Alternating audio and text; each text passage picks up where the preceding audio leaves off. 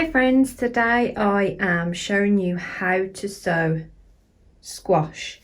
Now, can you see here, these are 7cm pots. Now, I wouldn't suggest doing this in a cell tray. One, because squash grow so quickly that you're just going to get overwhelmed. So if you can't get a 7cm pot, then do a 9cm pot, but I definitely wouldn't recommend a cell tray. The less root disturbance that you can give squash, the better, because they're not a fan. So basically, if you start in a pot this big, you can just, here you go, I'll show you the bigger pot that I'll probably put it into. So you'll start with this one, and then when this gets filled, I'll pop it into this, which I think this is a 12cm pot, and I'll push this pot into this one to make the size, and then I'll just drop it in. So the less root disturbance, the better. Now, squash seeds are very big to handle, so you can't really go wrong.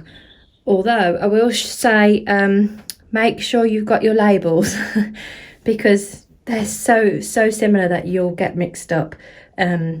So here's the difference between, this is a curry seed and this is a courgette seed. So the curry is much bigger because this is similar to a pumpkin, a big winter squash, and then this is a summer squash, just a regular green courgette. So this is just a seed starting mix from John Innes. I haven't added any perlite or vermiculite, mainly because I haven't got any, but it doesn't need it because they need as much nutrients as possible.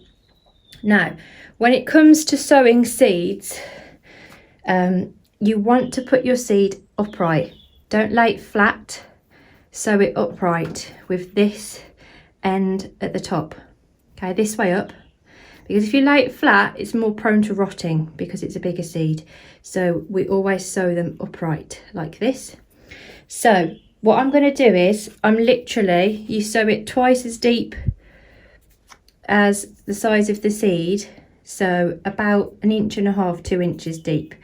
And then I'm literally just going to drop it in that way up. Can you see? Upwards. And then I'm literally just going to cover it over. It really is as simple as that. Sowing squash seeds is so easy. And then I'll just repeat the process with the same. So here's my honey boat. Literally just dip a hole, drop it in upright. Can you see it? And then just cover it over. And then I'll water these from the bottom and make sure they're completely saturated.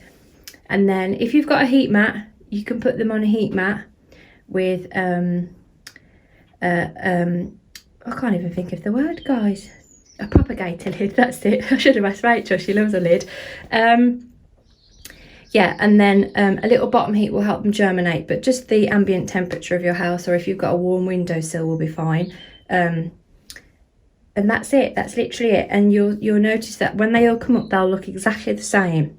All the seedlings will appear and they'll look exactly the same. And that's why these are paramount. And then when you put them on, don't lose your label, because you'll just get confused and then it'll just be a surprise squash. But that's it, guys. That's so easy, and I hope that helps. Just remember, upright, not flat.